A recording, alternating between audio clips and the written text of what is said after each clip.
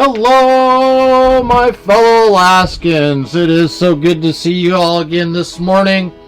We are here for the education debate that is going about ready to start inside of our Capitol there in Juneau. They're going to discuss today everything that has to do with education and why they think they need so much money to be able to pay for it all. Please go through the supporting documents link that I provided on the post at the top of this video. The supporting documents give you a clear understanding of where our education stands at with our Alaska school districts. And the bottom line is they're paying $1.3 billion, you heard that right, $1.3 billion to provide the worst education in the nation at the highest cost. Today, they're going to sit down and go through the entire budget, the entire scholastics, going by the documents that have been provided, to try to justify why they need so much money to be the worst in the nation at the highest cost. Call to order. Hope you all enjoy. January 29th, 2021. The time is 9:02 a.m. and we're in the Butrovich room, number 205. In attendance are Senator Stevens, the Vice Chair, Senator Hughes, Senator Machicki, and Senator Begich, and myself, Senator Holland, the Chair. Staff present are Ed King, my Education Committee staff, and Jeannie with, I have it in here somewhere, Jeannie with State Records, and Marissa with LIO. There's one item on today's calendar. Today we will hear from the Department of Education Commissioner Michael Johnson. Note that this is an overview presentation of a very important and far-reaching topic. The presentation will briefly touch on many topics that could each fill all of our time. Members are welcome to ask questions, but please be aware that it's my intent to dive deeper into these important issues during future hearings with the Commissioner. As a matter of process, I ask presenters to pause for questions before moving to the next slide. Commissioner Johnson, you may begin your presentation. Thank you, Chair Holland. For the record, I'm Michael Johnson, the Commissioner of the Department of Education and Early Development.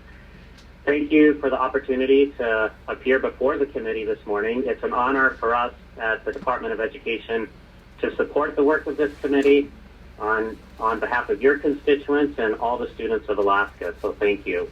With me on the phone today is Erin Harden, our legislative liaison, who is already working with your staff. She's also going to chime in on a couple of slides in the presentation today. I also want to say a welcome to your staff. We enjoy working with them and look forward to supporting the important work that they do on behalf of Alaskans. A special welcome to Ed King as the committee aide this year, and Senator Machicki's Chief of Staff, Conrad. And for those that we've worked with in the previous years, Lukey, Dawson, and Tim, we really feel that they're part of the team here at DEED, and we look forward to working with them again. Mr. Chair, it's an odd year, and we missed the normal routine of session, especially the ice machine on the second floor. But before I get started, let me just say, not being there in person means that I'm going to be missing some of those helpful nonverbal cues that you send me to stop talking and listen. Some of you have become really effective with your teacher eye, which has been helpful to me in the past. So when I'm talking, the phone system makes it impossible for me to hear when you might interject a question or a comment. So as you said at the end of each slide, I'm going to say next slide, but then pause and let you cue me to proceed, Mr. Chairman. I'll stop talking, and when you're ready for me to move on, just say so, and I'll keep going. It may take us a little bit of practice, but just like our students, we'll figure this out and make it work. So thank you, and next slide. Commissioner, one quick note, if I could. Yes. We will be ending this meeting at 10:15 because we have a floor session at 10:30. I just invite you to take your time and cover your material, but be aware that I'll be adjourning the meeting at 10:15. All right. Thank you, Mr. Chair. I will try to monitor time and move on, but feel free to move me along if needed. So, slide number 2. Today's hearing is an overview, as you said, Mr. Chairman. I will not be diving deep into any one topic, but rather skip across the surface. We really look forward to future hearings on any topics that you, our committee members, would like to explore in more detail. Today, I'll give a high-level overview of the department, discuss student achievement, touch briefly on COVID impacts, maybe suggest ideas for further discussion, and hopefully do all of that in a way that appropriately represents the wonderful children, youth, teachers, and parents that give purpose to our work. Next slide.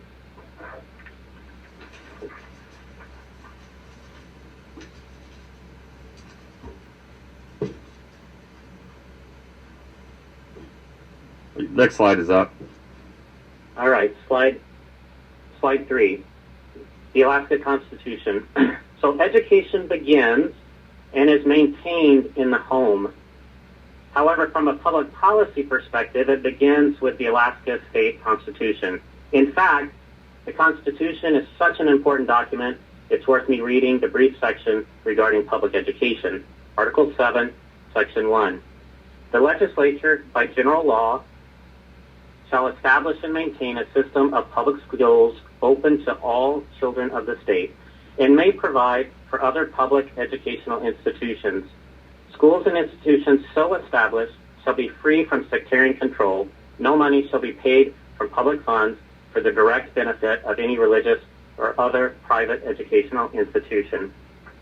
Someday, when you have time, it's an inspiring read to look through the transcripts of the Constitutional Convention that led to this section. Next slide.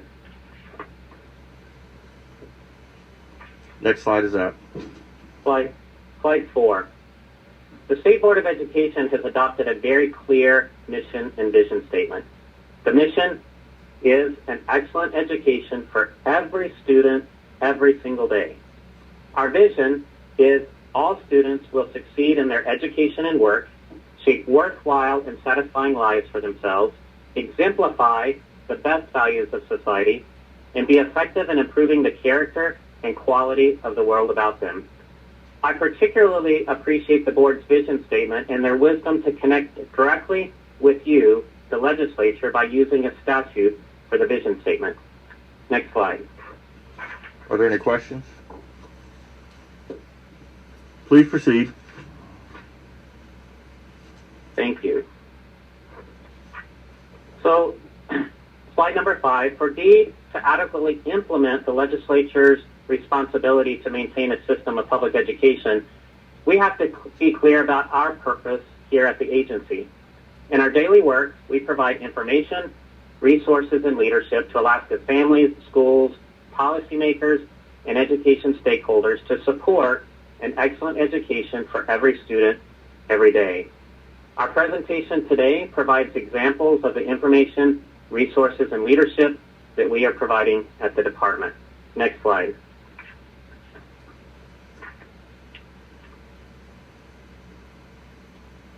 Next slide. Please proceed. Thanks. Slide number 6. The Alaska legislature has made it clear that Alaska schools are to be governed and operated by locally elected school boards. In some ways, locally elected school boards are where democracy gets closest to the family. These school boards establish policy and educational programs for the students enrolled in their schools. The legislature has given DEED, the department, general supervision over public schools with an emphasis on distributing funds appropriated by the legislature and federal government. DEED's authority is appropriately limited to that which is given to us by the Alaska legislature. Next slide. Are there any questions? Senator Begich? Yes, Mr. Chairman, thank you. Through the Chair, Commissioner, on the issue of general supervision and exercising general supervision, is that something that we can have a more in-depth discussion of at some time in the future, just to talk about the ability of the department in the instance of, say, a school district that is truly deeply underperforming, finding out what the parameters and the extent of the supervision statute can lead to in terms of what the department can do in terms of intervention? Is that something that you're willing to provide us in the future? Through the chair, Senator Begich, absolutely. The more precise that we can get in terms of statute and the legislature's intent regarding what general supervision may mean, I think is better for everybody and will result in more effective educational programs throughout the state. Mr. Chairman, if I may? Senator Begich? Just for a point of explaining to the committee, one of my interests here is I've looked at each of these school districts pretty in depth, and I want to figure out what our partnership responsibility is. The legislature, for example, the REAAs, the Rural Education Attendance Areas, is in fact the fundamental governing body. We have given a delegation of authority to local school boards that are advisory school boards that are elected.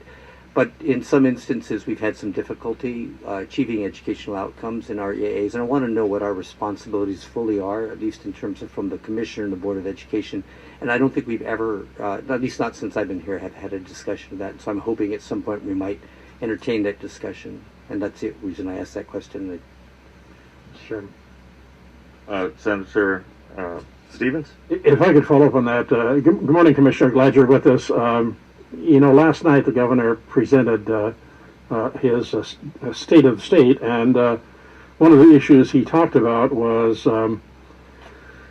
establishing a task force or a committee. I sort of forgotten how he termed it, but to really look into reading. And so along with what Senator Begich indicated, we have some 40 districts that are, that are not much in line where they should be in reading programs. I know our bigger school districts are, but the smaller ones are going to need much more help. So I'm anxious to flesh that out, how the department will work, giving general supervision through that committee. And then also, Commissioner, at some time I'd like to talk to you about that committee and how it's going to work. Thank you. Thank you, Senator Stevens. Any more questions? I believe it'd be on to slide 7. Commissioner? Thank you. And through the chair, Senator Stevens, I welcome conversations with you anytime and always learn and benefit from those, and look forward to talking about the governor's ideas that he presented last night. I'm very excited about the potential. As you know, the emphasis on reading began last year with the Alaska Reads Act, and this committee worked very hard last session, and I think this is further demonstrates the governor's commitment to that conversation and to that work going forward. So very much look forward to that. Slide number 7. This slide more specifically describes our core functions and services as represented in your budget documents and in keeping with statutory authority given to the department. So I'm just going to go through these briefly, maybe cite a couple examples, and then take any questions. So number 1 is public school funding. We are to ensure that funding is appropriately distributed to recipients based on legislative appropriation and by statute and in accordance with foundation formula and other programs. Examples of that program, of course, are the BSA, the foundation program, pupil transportation, other funding that the legislature passes, boarding home grants, youth in detention, charter school grants, and others.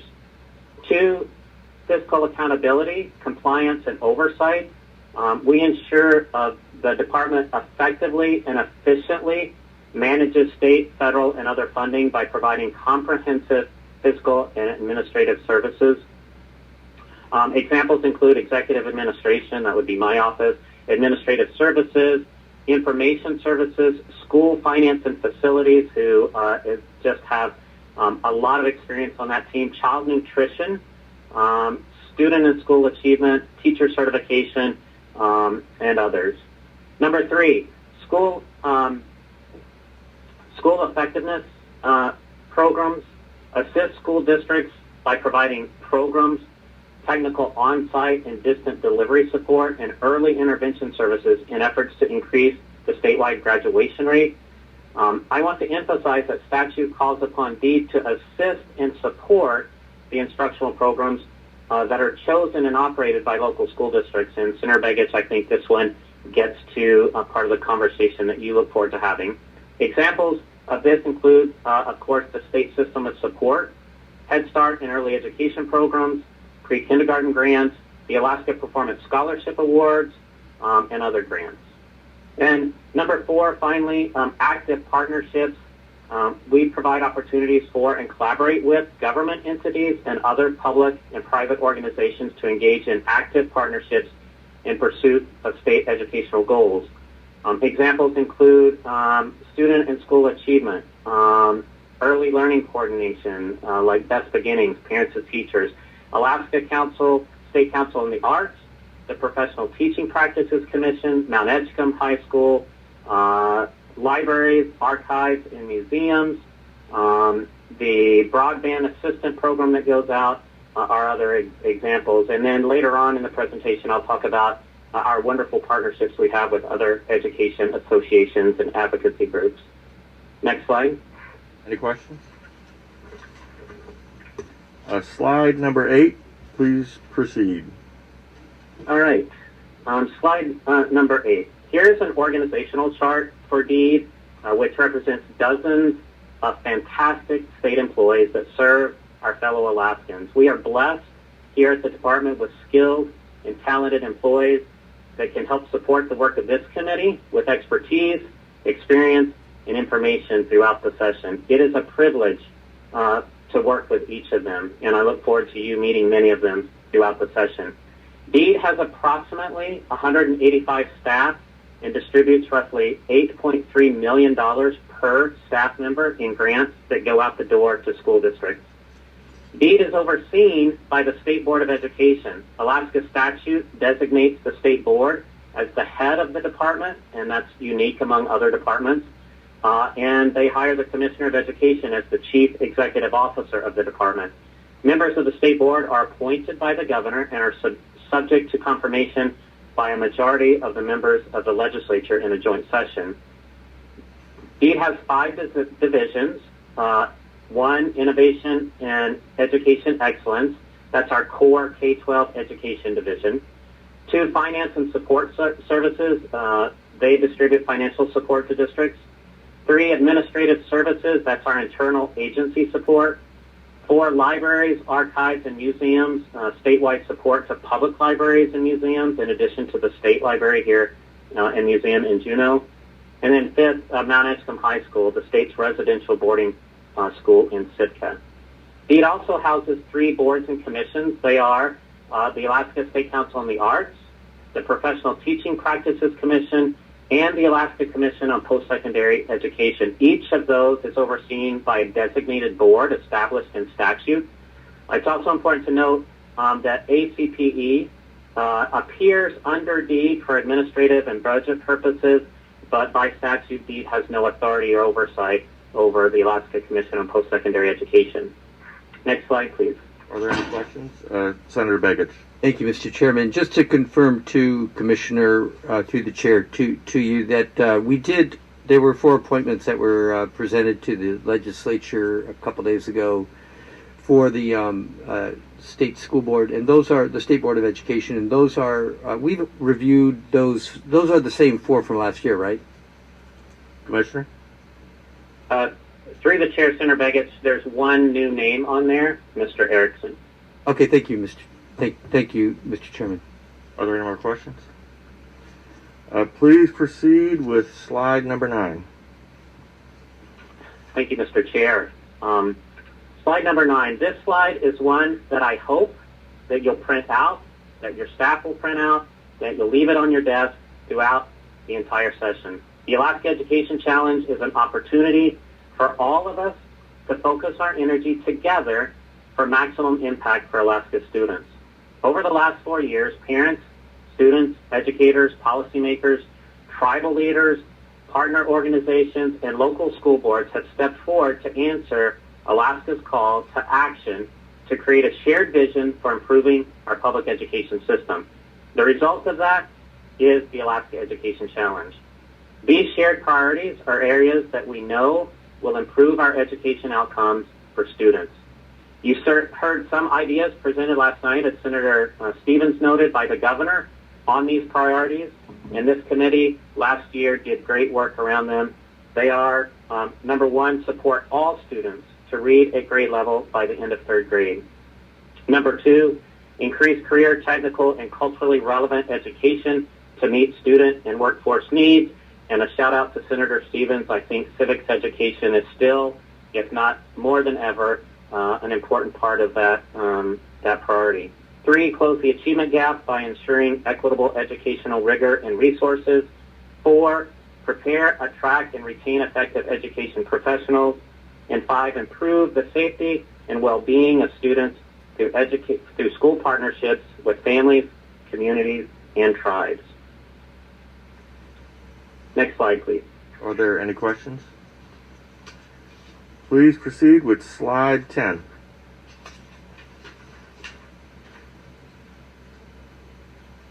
Slide number 10.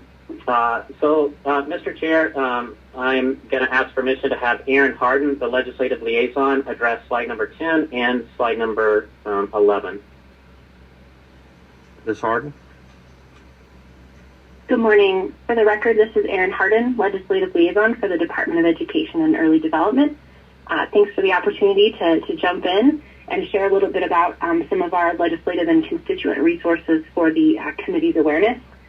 On slide 10, we have several informational links for what I would call probably two of the most predominant hot topics that we're asked about throughout legislative session. The first is school finance and facilities, and the second is our early learning programs. With regards to school finance, we produce a tremendous amount of information on our website, and I encourage folks to look around and see what's currently available. You can review budgeted or audited district operating fund reports.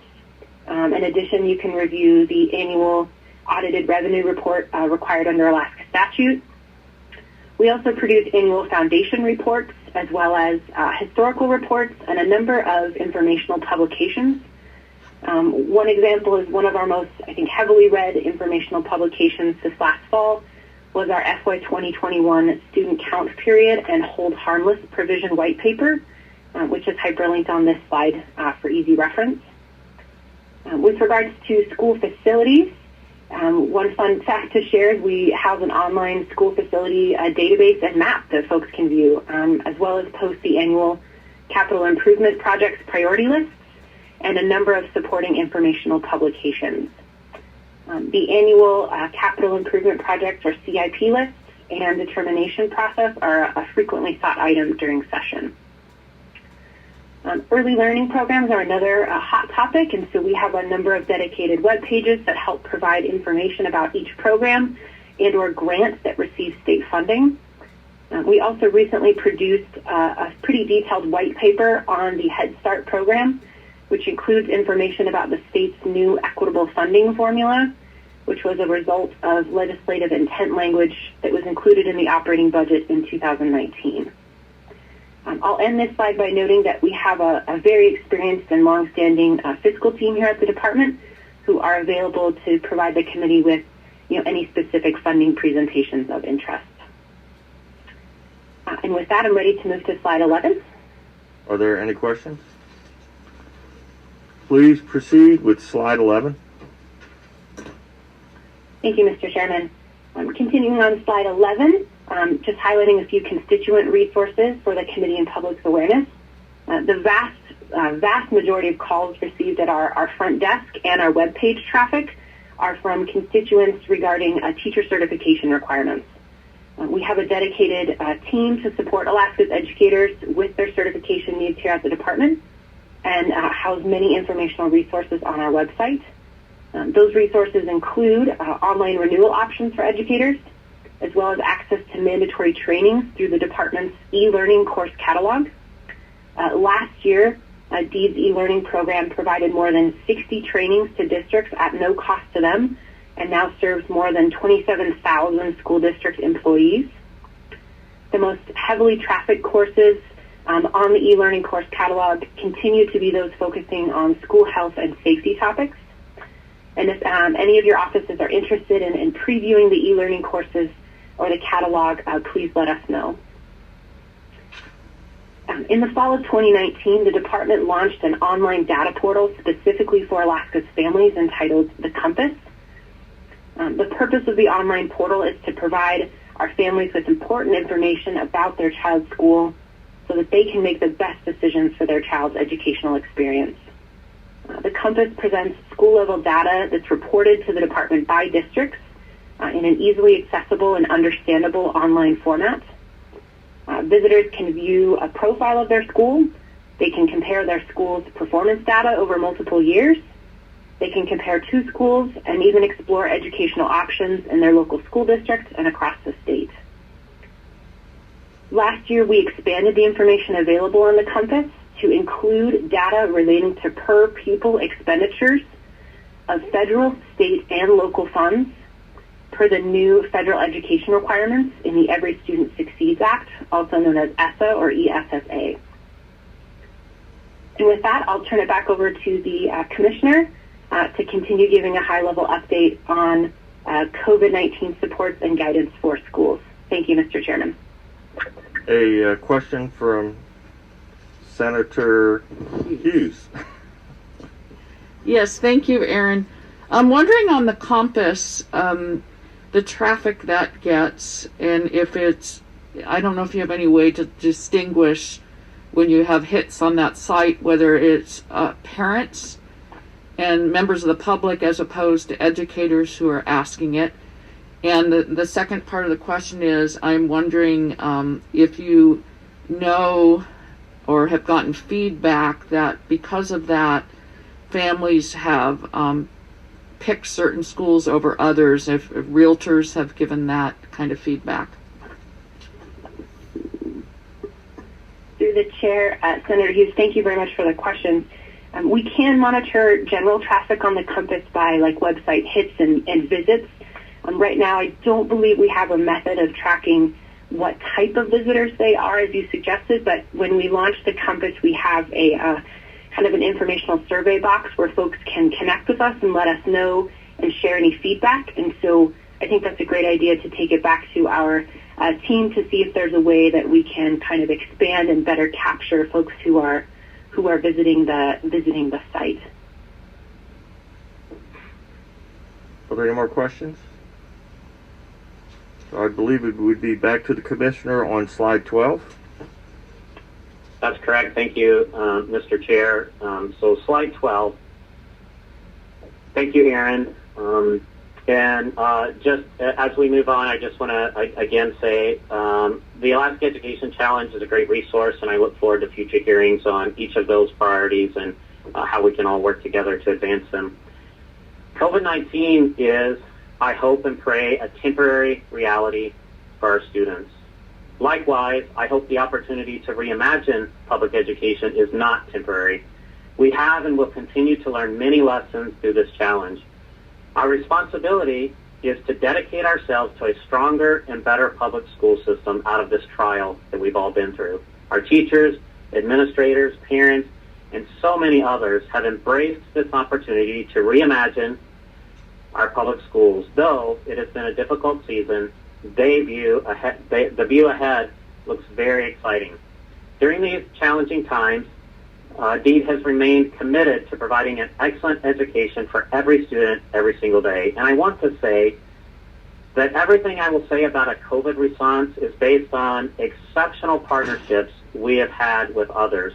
Compared with other states, the cooperation, the collaboration, and communication that has taken place with school districts and education partners has been remarkable. Additionally, I want to thank some of our teachers and school administrators, parents, and education advocates throughout the state that have been relentless in facing the challenges of COVID and creating opportunity for their students. Thanks to the coordination efforts of the Alaska Council of School Administrators, DEED has had regular weekly meetings with superintendents, principals, fellow education stakeholders, and others throughout this pandemic. Those meetings, hosted, set up, communicated by the Council of School Administrators, have regularly included medical staff from DHSS, including Dr. Zink, McLaughlin, and Dr. Olson. And I think that's another unique aspect is the amount of cooperation and the meetings that we've had with education stakeholders, and so a special thank you to them for that. Thanks to the partnership efforts of the Department of Health and Social Services, they've dedicated medical staff that they've made available to exclusively assist school districts throughout the pandemic. They host weekly echo sessions to help navigate the decision-making and supports available, and so we just have been very appreciative, and I know districts have been very appreciative of DHSS, Commissioner Crum approving the hire of a medical doctor that is on call and has spent many, many hours with individual school districts helping them through the pandemic. Also, thanks to the partnership efforts of the United States Department of Education Region 16 Comprehensive Center, run out of CERC here in Juneau, DEED was able to quickly stand up a number of resources and webinar series on aklearns.org, a website that was created due to the pandemic. And it continues to serve as a clearinghouse of resources for teachers and families throughout this pandemic. And you can see an image of some of it on the screen there. One specific example of our partnership efforts is also the creation of something called Beyond the Bell, a series of after-school virtual opportunities for teachers providing professional learning around high-demand topics. Some of the topics covered have been the Alaska Education Challenge, teaching early literacy remotely, monthly meetups for rural educators, and professional book studies. Thanks to the partnership and efforts of NEA Alaska, DEED has been able to provide access to the Alaska Learns Commons, a statewide shared warehouse full of K-12 course content for all educators to access on Canvas, including courses uploaded and reviewed by Alaska educators. Canvas is a learning management system, and we have been very appreciative of the partnership that we've had with teachers, the NEA, and others to stand that up and use COVID funds to make that available to educators. The Alaska School Boards Association has also hosted virtual meetings for board members dealing with legal issues and other topics facing boards throughout the pandemic. And then also the department has worked with philanthropy to get hundreds of thousands of bottles of hand sanitizers donated to school districts, as well as other PPE equipment, gowns, and other resources. A major focus of our COVID work was the creation of the Smart Start 2020 framework for reopening schools. We and our partners realized last spring that the fall would be a very challenging time logistically for schools. So to give us as much time as possible, we published the Smart Start 2020 framework last May to assist districts in that planning process. We worked with DHSS on that guidance and that framework, and most school districts began their planning last May and June. The Comprehensive Center, as I mentioned before, helped us create a website to connect the public with individual school district Smart Start plans. I'm not sure, as of this morning, how up-to-date all the district plans are on the website because they're constantly modifying those plans as the situation changes. But you can go there and look through the various district plans and get a clear sense of how they prepared for opening schools this fall. Next slide. Are there any questions? Please proceed with slide 13. All right, thank you. Slide 13. This is a few more COVID-19 related resources. The Alaska Statewide Virtual System, in March of 2020, in order to provide information, resources, and leadership during the spring closure of school buildings, the Alaska Statewide Virtual System was implemented to expand opportunities for students across Alaska through high-quality online courses for K-12 students. These optional courses were made available at no cost to teachers, schools, and parents to support them during the transition to virtual delivery model of instruction.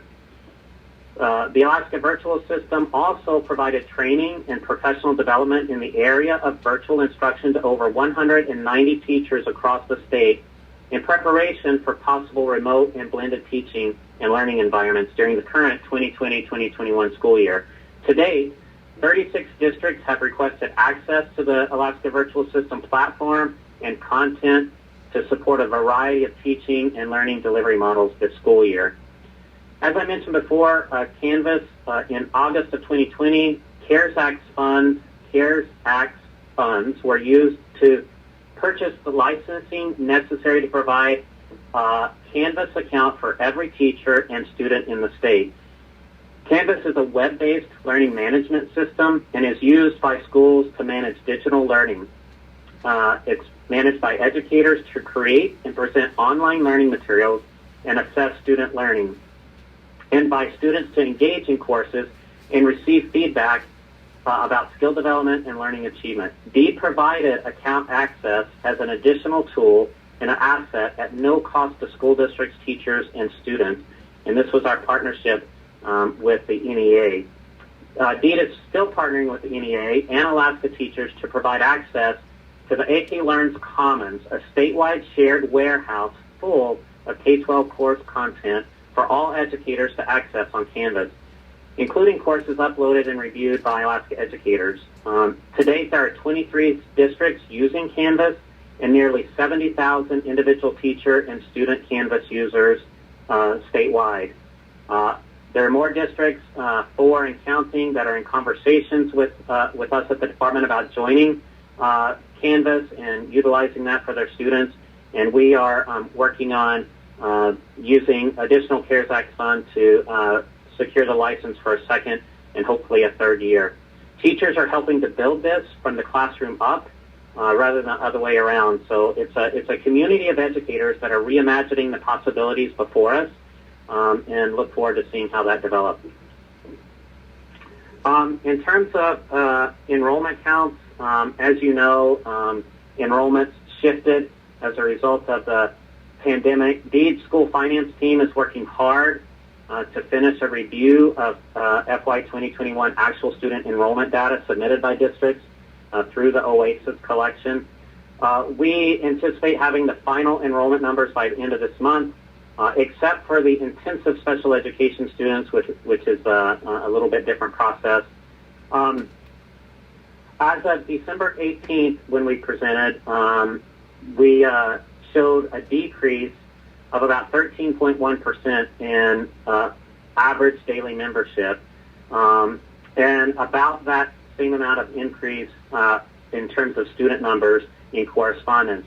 We are working with districts to track down and make sure that we know what happened to all students that may have left the system, and we'll keep reporting that to the committee. And then finally, just CARES Act funding. DEED's Administrative Services, Finance, and Federal Programs team have been working overtime to provide information, resources, and leadership to school districts, policymakers, and stakeholders about the 2 federal relief packages that contain substantial funding for school districts in response to the pandemic. The state of Alaska's allocation under the first CARES Act last summer was $38.4 million. Of that total, $34.5 million went directly to school districts by formula in the law. School districts have until September 30th, 2022 to obligate that funding. As of January 5th, 2021, so just a couple weeks ago, districts have requested reimbursements of that amount of up to $11.1 million. So they still have some over half of that money yet to spend. The state's allocation under the second act, which was called the Coronavirus Response and Relief Supplemental Appropriations, or I'm just going to refer to it as CRRSA Act, it was signed into law in late December 2020. $159.7 million is came to Alaska. Of that total, $143.7 million goes directly to school districts by formula.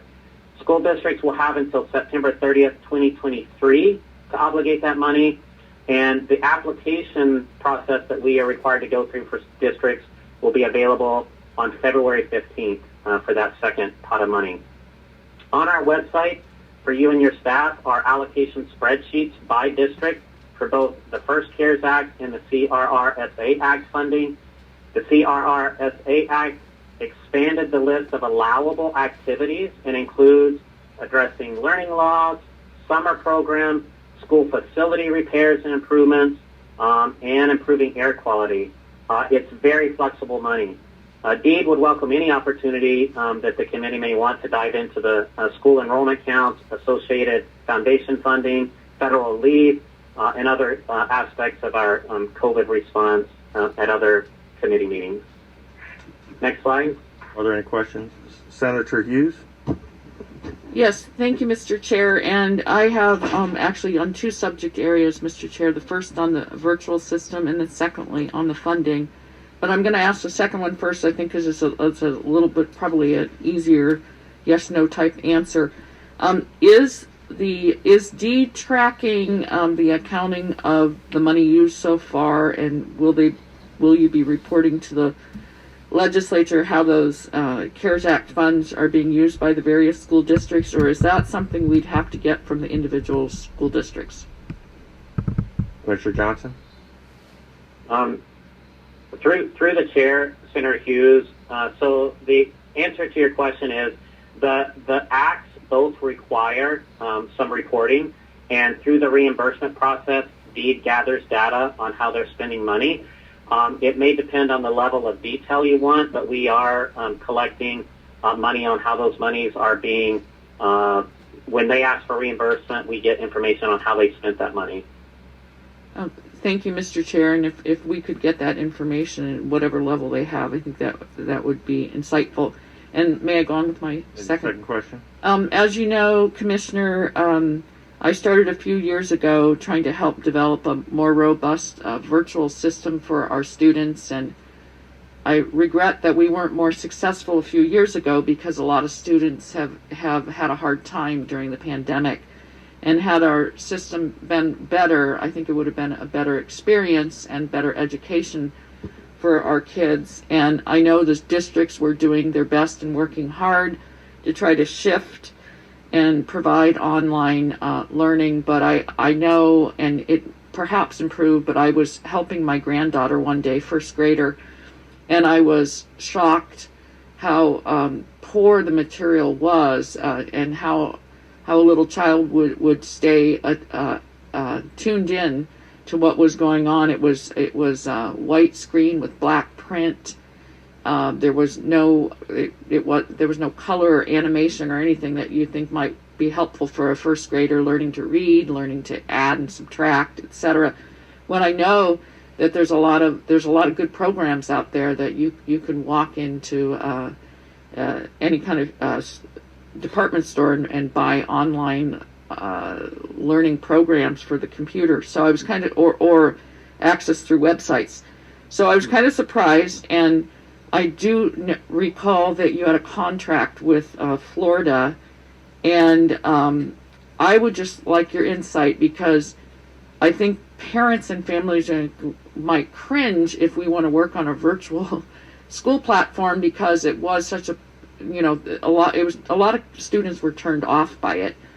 But my question is, do you see a potential to improve it across the state so that it could continue to be an option for some students, particularly in rural areas where there might not be a teacher that is trained in a certain subject matter, as well as if we were to have perhaps even another strain of the COVID that might require school closures again. Do you see room for improvement, and do you see that if we stood something up, we could have maybe our own type of academy, so we wouldn't need to be contracting with Florida? Commissioner Johnson? Through the chair, Senator Hughes, thank you for that question. And so I'll try to hit all those points, but please let me know if I miss any. Number one, I absolutely am optimistic about the potential before us. But I think we have to recognize that what happened with virtual learning in the pandemic is different than what we will imagine going forward. So all of this happened very quickly. And some teachers, have been teaching for many years in a classroom, and we went suddenly in some places where it was completely out of the classroom.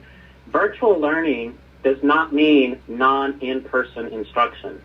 That's the result of a pandemic.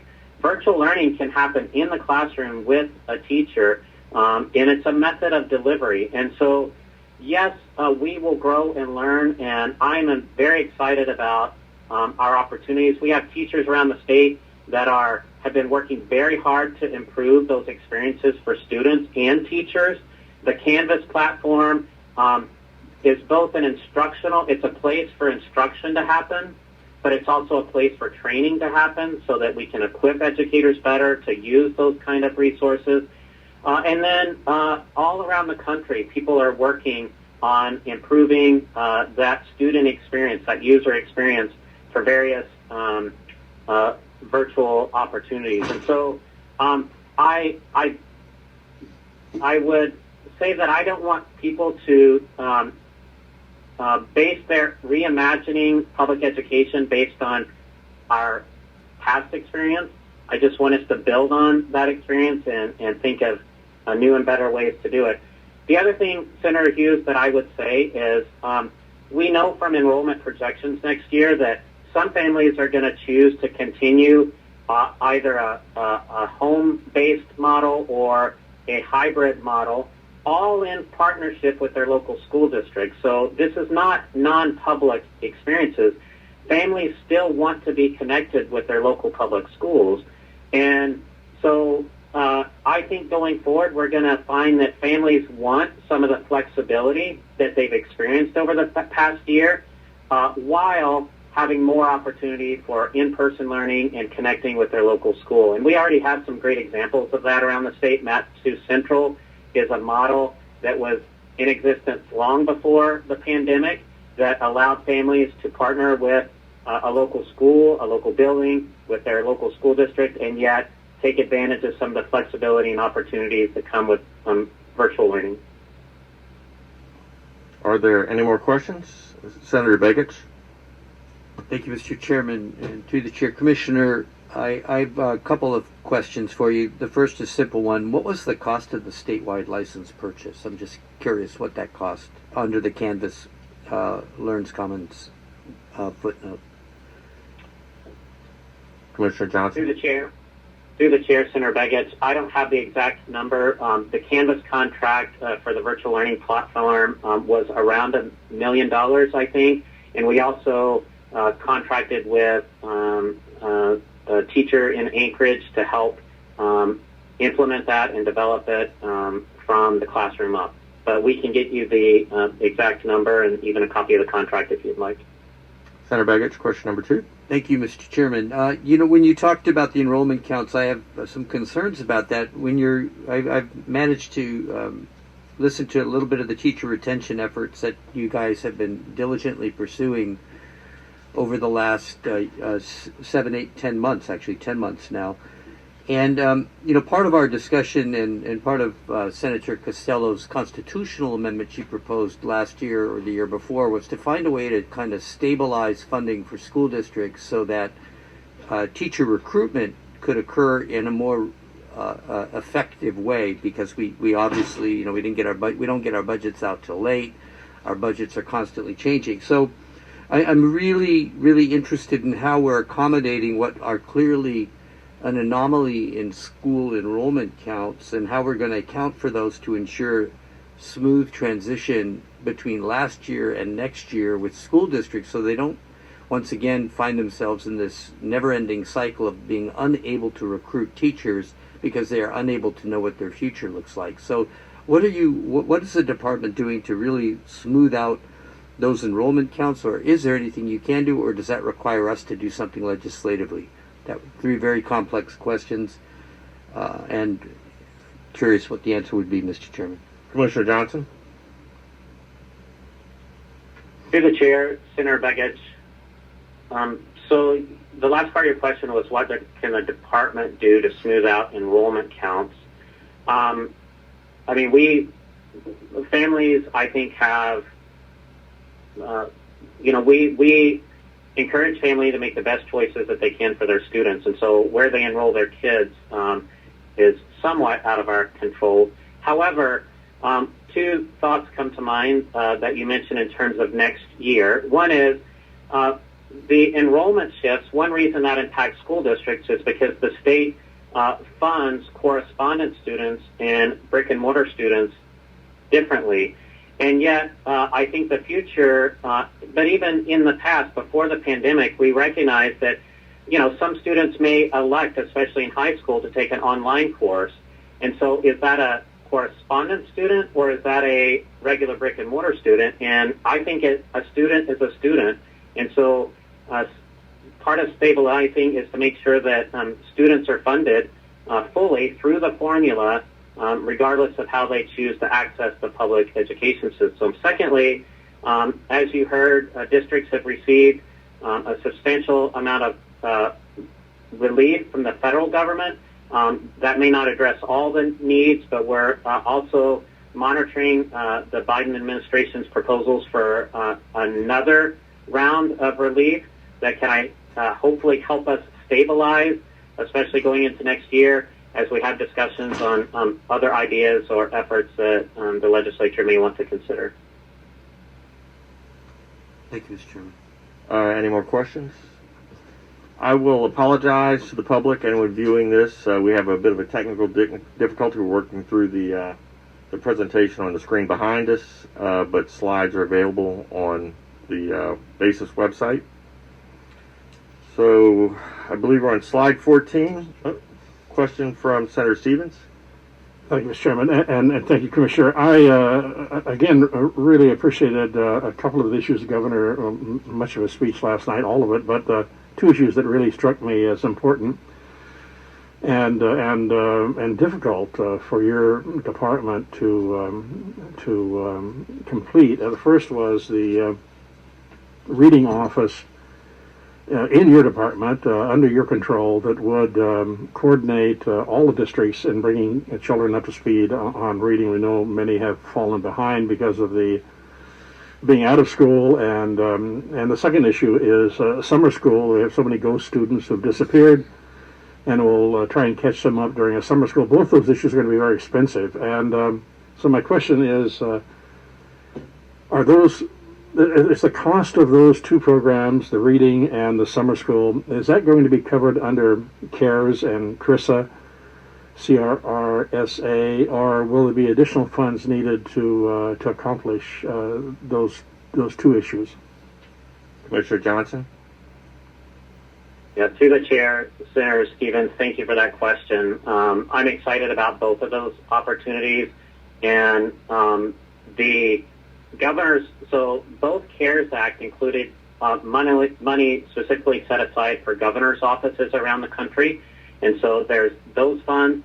And then the department also got a set aside. And so we have funds that we think will allow us to implement both of those programs in a way that's very helpful to school districts. Thank you, Mr. Commissioner. Any more questions? May I follow up on that? Senator Begich.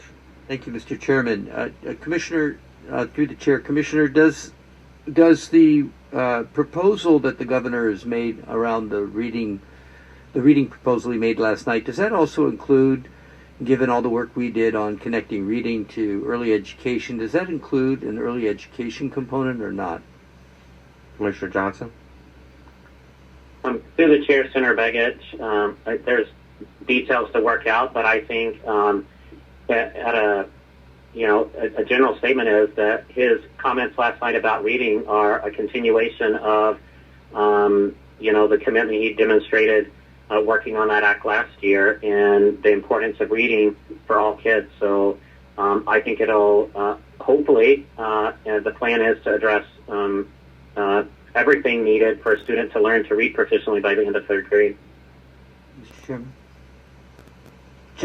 Senator Begich. Thank you, Mr. Chairman. Just to reinforce those comments, one of the things that I so valued last year about working with your department and with the governor's office was our connection between the continuum of early ed, the prepping of our students so that they can learn and read, and then, of course, all the intensive work that you were able to do your department was able to do, working in conjunction with all the different folks that testified in developing that comprehensive reading program. So I encourage you to continue to look at that template that I know is based on the best information out there, and I'm looking forward to seeing how that emerges, and I'm going to be supportive of that, as long as we are, of course, looking at a continuum. So thank you for that, Commissioner and Mr. Chairman.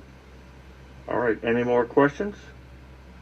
So I believe we're on slide 14, Commissioner Johnson. Thank you, Mr. Chair. Slide 14, and I'm going to try to go a bit quickly, not to rush anybody, but just so that we can get through some more material. And Senator Begich, thank you for those comments. And yes, I think we are in a great spot to build upon what we did last year.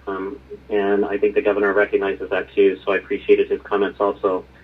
Slide 14, Compass. I know you've heard a little bit about the Compass already, and I'm sure we'll have future hearings to talk more about COVID and data associated with schools. But no school is completely successful without parent and community involvement. And as I shared earlier, we created this website for the public and policymakers to both celebrate and support their local schools. Transparency and public education should be inseparable, and the Compass helps us to keep them linked together.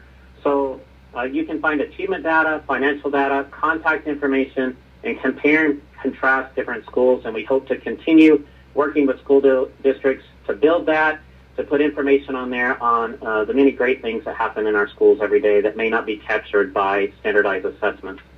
Next slide. Are there any questions? Slide 15, Commissioner Johnson. All right, slide 15. So you can see it on the screen there, but here are some enrollment data and demographics. But I would encourage you, as you hear these numbers, to remember, and each time we talk about enrollment, that they represent, these big numbers represent individuals. These numbers are little girls in 3rd grade, young men in 10th grade, kids that love sports, some that love music, some that are learning trades, some that are learning to read books for the first time, some that are happy, some that are living in trauma, some that have blonde hair, some have brown hair, some have a clear vision for their future, and some are still trying to figure out what their plans are. There are a few with green eyes, there's some with brown eyes, some love school, some don't like school, but whoever they are, represented by these numbers, they are a gift to this world, and all of them, every single one of them, can learn. So these numbers are less about funding and much more about our responsibility to each and every one of those individuals. Next slide. Are there any questions? Please proceed with slide 16. All right, Mr. Chair, slide 16. The next few slides represent achievement data, which have traditionally been part of these kind of initial overview hearings in the legislature. It's important information, and it should inform our policy discussions, as it has with the Alaska Reads Act and how we proceed with reading, that continuum that Senator Begich talked about. But assessment data is a partial view, and even when we are finding places where we're underperforming, good things are still happening in classrooms around our state. So it's important that we look at this data, and it's important that we have conversations. So, Mr. Chair, in the interest of time, rather than commenting on each one, I'll let you advance the slides up until slide 21. If there are any questions about the data represented on any individual slide, I'll take any questions, but I'll let you advance through them at your own pace. I believe we have a question from Senator Machicky. Yes, thank you, Mr. Chairman. Commissioner Johnson, can we see a plot of these 4 charts for as long as you have data, please? We don't need it now. If you can get it to the chair, I would actually like to see all 4, if we could. The charts on page 16. The charts on page 16 in a plot, much like the charts on page 17 on for as long as you have data. Commissioner Johnson. Yes, through the chair, Senator Machicki, thank you for that question. Absolutely. NAEP data goes back about 20 years, and we have much more data that we can share with the committee, and we'll make sure that we get that sent to Chair Holland's office and distributed to the rest of the committee, and then happy to meet individually or have a hearing on the data that we do have from NAEP and other sources. And if I may, follow up from Senator Machicki. I think, do you have a typo on this page, Commissioner? What Are these dates correct, or is this 19 and 20? Commissioner Johnson? The chair will add, I don't believe we collected data for 2020, correct? So, through the chair, Senator Machicki and Chair Holland, so the NAEP assessment is the National Assessment of Educational Progress. It's the only assessment given, the same assessment given in every state across the country, and it's only given every other year. And so the data you have before you is the data we got from 2019. The 2021 administration of NAEP was postponed due to COVID until next year, and so we don't have any. It was not given in 2020, and we won't get data for 2021 because they postponed it. The peaks data, we also don't have data from last spring because that assessment was canceled due to COVID. Okay, just a quick clear. Any another follow-up from Senator Machicki? So these are grade 4 and grade 8. I was just looking at the 2017 comparison. That's what threw me off. I didn't realize they were every 2 years. So but it would be helpful for me to see the trend over the last 20. Thank you. Commissioner Johnson? Here.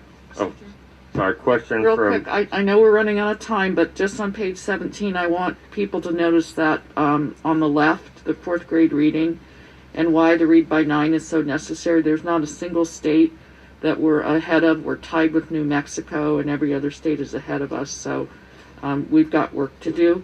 And also, I'm wondering, because we have a global economy, Commissioner, do we have any comparison to other nations and how our Alaskan students are as far as globally? Commissioner Johnson? Through the chair, Senator Hughes, I'm not aware of any specific Alaska data comparing to the rest of the world, but we do have national data, and that's enough data for us to, commit ourselves to the work of the Alaska Reads Act and other things to improve our achievement, because our country does not perform very well compared to other industrialized countries, and we are performing near the bottom of our country. And so wherever or however you feel about those assessment results, we can at least all agree that we want to do better. And there are folks that quibble with different assessments and quibble with the results, and those are fine conversations to have, but we can at least agree that we want to do better for our students. And so I'll have my office get with Chair Holland's office, and we can get some data from the Program for International Student Assessment and other sources that compare with other industrialized countries. Thank you. Commissioner Johnson, we have slide 17 up, slide 18. You want to just go through these slides? Chair Holland, I can make quick comments, but I think the committee can see.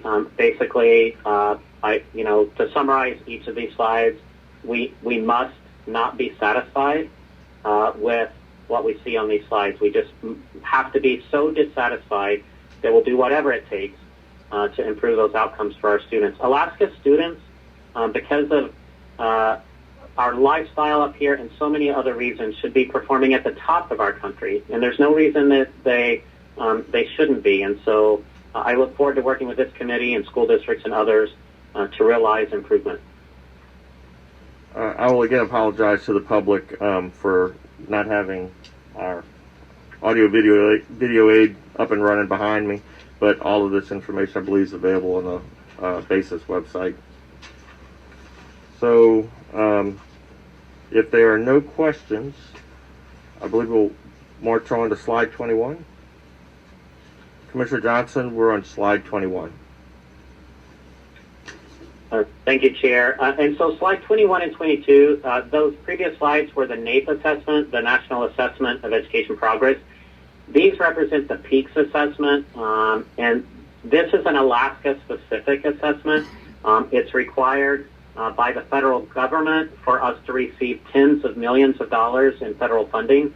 The PEAKS assessment is only given in grades 3 through 9, and the data there on the before you represents our performance there. Again, we can't be satisfied with these outcomes. We have to work together to improve. And so you can see that on slide 21 and slide 22.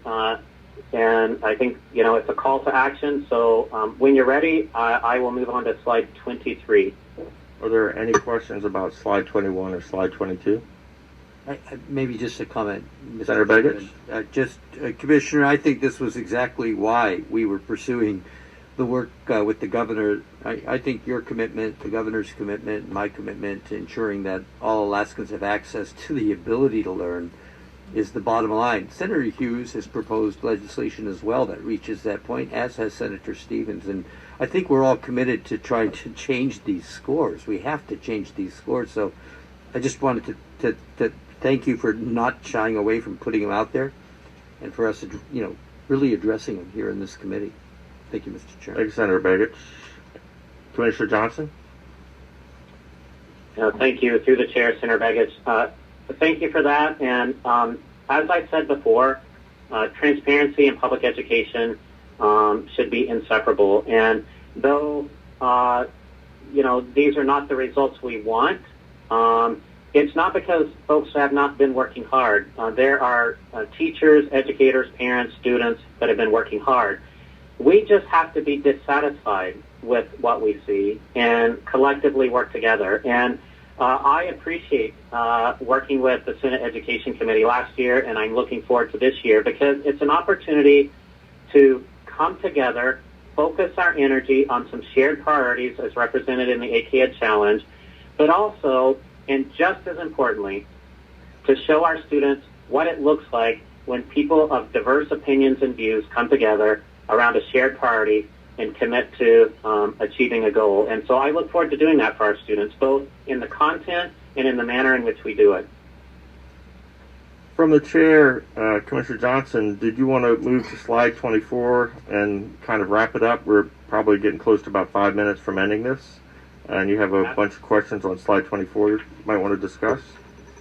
Yeah, absolutely. Thank you, Chair Holland. So slide 24, discussions about our public education system need to happen, as you've heard repeatedly here today.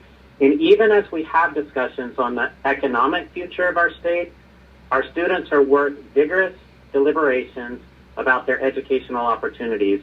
And those deliberations should also include them. And so there are many questions we could discuss. I know next week you'll hear from education stakeholders that will pose more. But we need to discuss, deliberate, talk about how can we confront the education challenges together? How can we resource an excellent education without jeopardizing our responsibility to Alaska's future students? In other words, not spending all our money today so that we have some for future students. How can we make funding work better for students? We spend a lot of money on public education. How can we make sure that those dollars work? How can we reimagine from COVID-19 to be more effective? And how can we be more transparent and connect more with families? And with that, Chair Holland, the next couple of slides are contact information. I, Deputy Commissioner Moline, Erin Harden, and many others look forward to working with this committee in the coming months. And I, again, appreciate the opportunity to be here with you today. Thank you, Commissioner Johnson. Are there any questions? Senator Bachicki. Thank you, Mr. Chairman. Commissioner Johnson, we have initiated a distance program because of COVID that is being utilized around the state for remote education, and kids are getting back to school. I'm very excited about that. Have we evaluated a low-cost supplemental program for kids that are struggling for utilizing that system at a much lower cost, where perhaps a district could have a remote after-school program for the percentage of kids that are struggling for extra education after school hours, where they can go home, log in, supplement their education at a fraction of the cost, and hopefully bring some of these kids that are really struggling a little further along. And I asked that question because I have a fourth grader that was struggling, and it's fascinating on her reading that this actually worked for her. She spent more time independently and is now flipping through Harry Potter books at a speed I can't believe. I mean, something happened with remote education for her that internally she converted into an incredible amount of progress. Is that something you're willing to consider for supplemental, a different way to reach kids outside of the classroom? Commissioner Johnson? Yeah, Senator Matigi, thank you so much for that question and that example. So the short answer is absolutely yes. The longer answer is I'm so excited. Some of that work's already happening around the state. Teachers are being very creative and innovative about using these technologies. And then just in terms of the market that's out there, so many organizations, companies, other folks have developed resources that we can now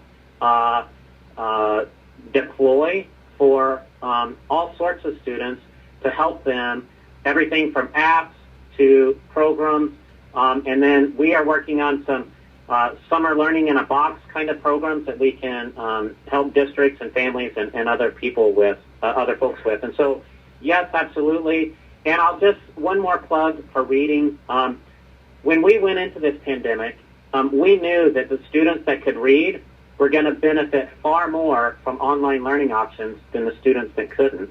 And so if we want all students to benefit from the great innovation and creativity out there, then we have to redouble our efforts on that continuum of getting kids to read proficiently by the end of third grade.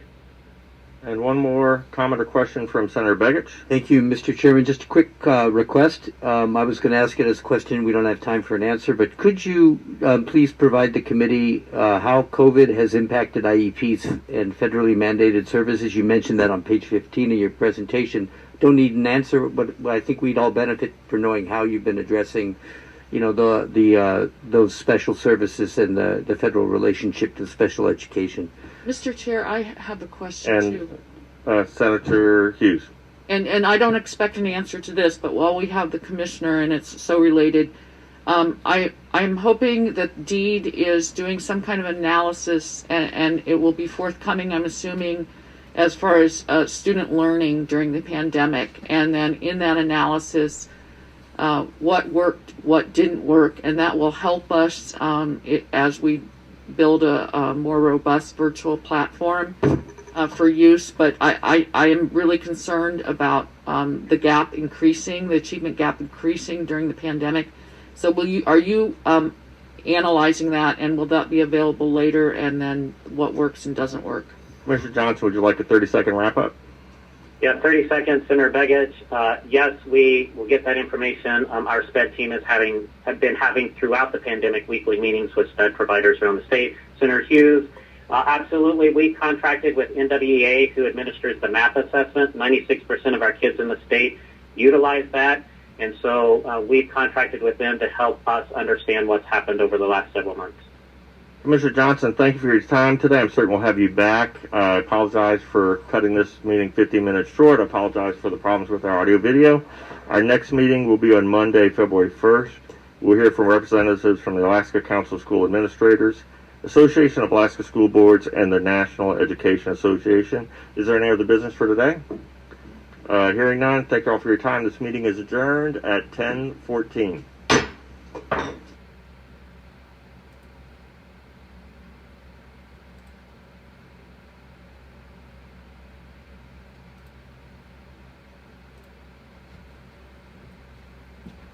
Wow, amazing.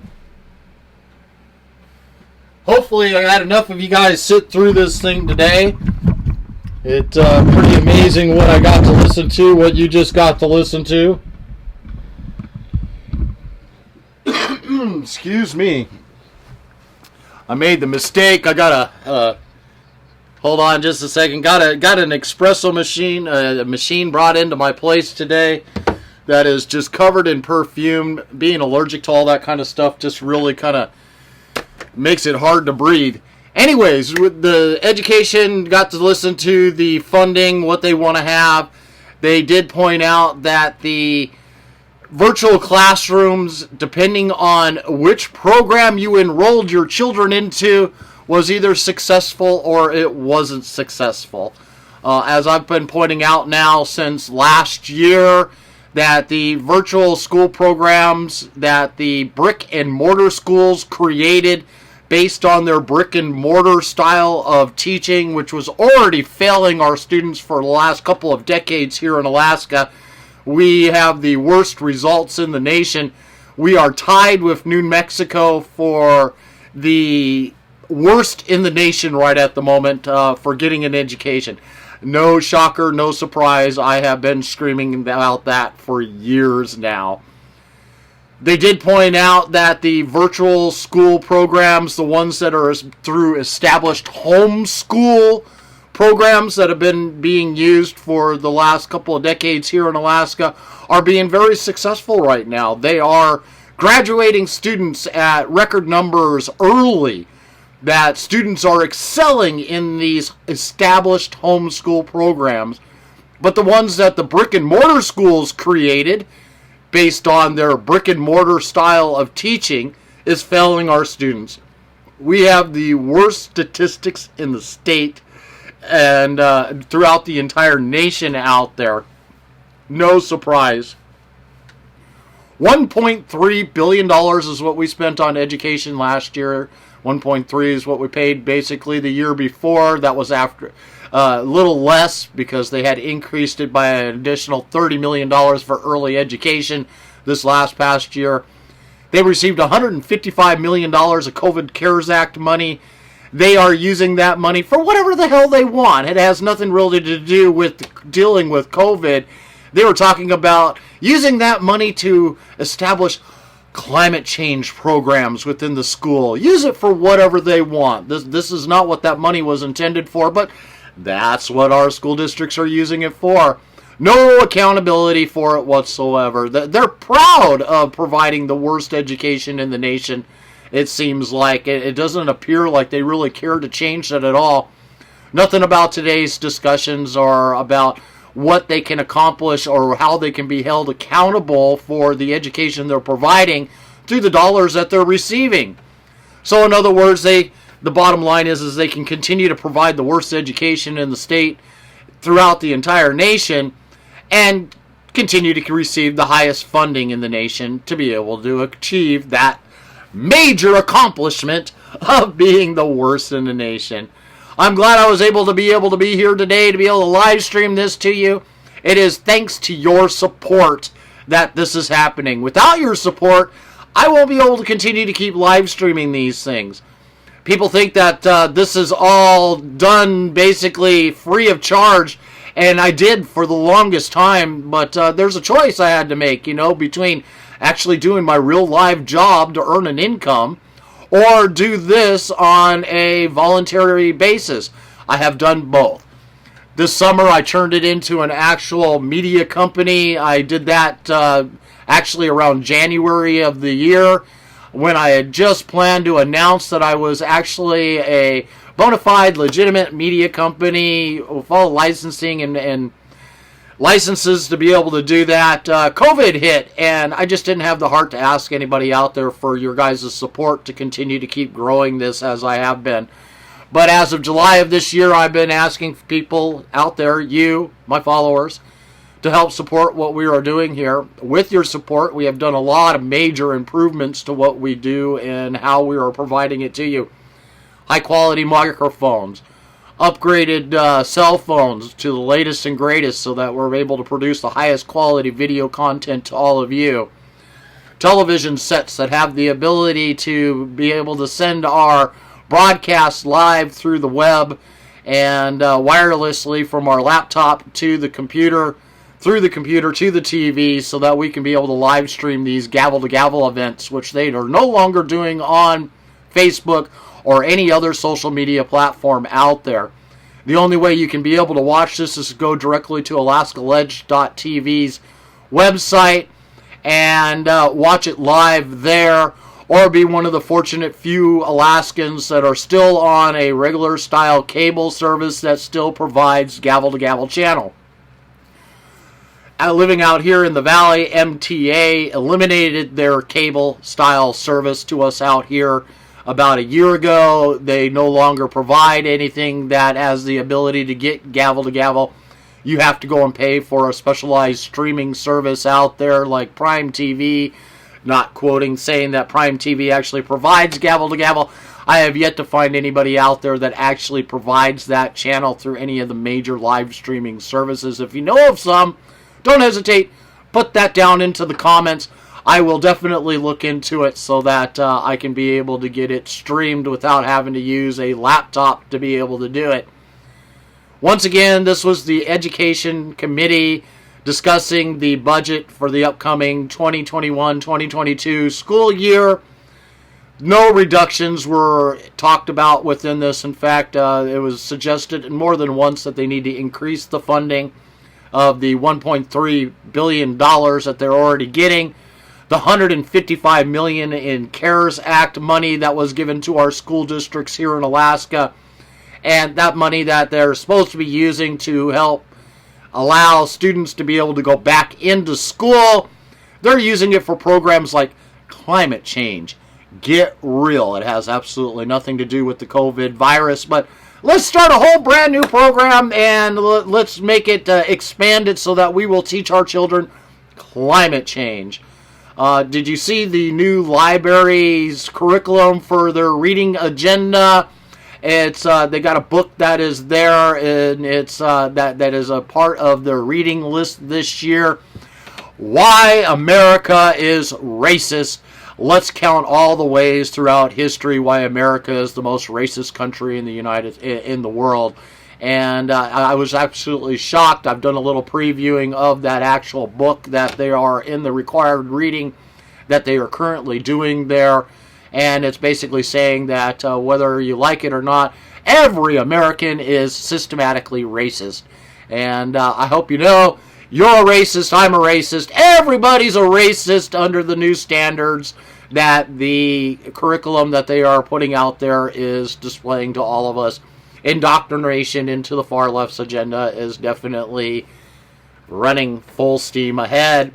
Enjoy! Especially when your child says, Mom, Dad, did you know that this boy came into my locker room and undressed in front of us while we were undressing, and I couldn't say a thing about it?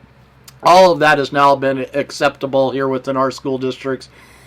Forget about sports. Women, you have been basically neutered. You are no longer women. Men are now going to compete into your support in your sports.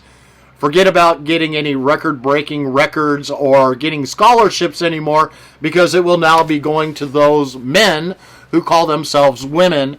And these are going to be the folks that now are going to be winning all of those sports scholarships that you have worked your entire lives to try to get, so that you can go get a higher education on those scholarships. Don't forget to like and share. Facebook squeals on you if you don't. I squeal on you. Squeal! Anyways, go to my website, Politadick.com. Click that support button. Donate a few dollars. Every penny's going right back into expanding our services to all of you. Go to my YouTube channel, Politadick, and click that subscribe button. We are looking to get ourselves up to 1,000 subscribers so that we can live stream to YouTube at the same time that we're live streaming to Facebook. Twitter has already been set up to be able to live stream directly to that.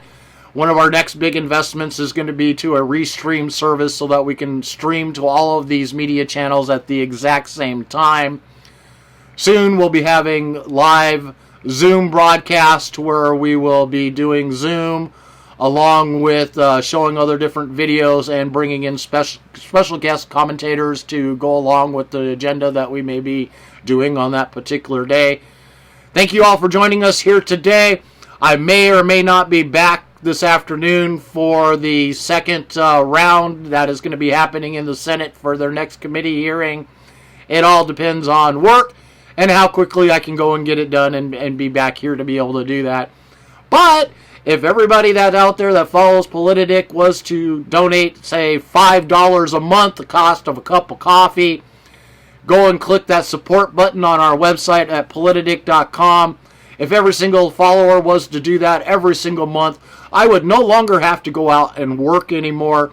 I would be able to build content every single day, doing nothing but putting out articles based on Alaska and the politics going on, exposing the dirt that our mainstream media and local politicians do not want you to know, whether that be from the assembly, acting mayors, or legislators that are sitting in Juneau. They don't like these kind of things being broadcasted and easily watchable. They want to make sure that it is difficult for you to be able to hear what is going on in Juneau. This is how they keep control of the agenda. This is how they keep Alaskans from being able to participate in any of this. Again, go to my website, politadick.com, click that support button. Be most appreciated. I would love to do this full time and be able to start pumping out articles on a daily basis, exposing the corruption that we have going on here in the state of Alaska and the far left's liberal agenda changing things out there for all of us. Have a great day.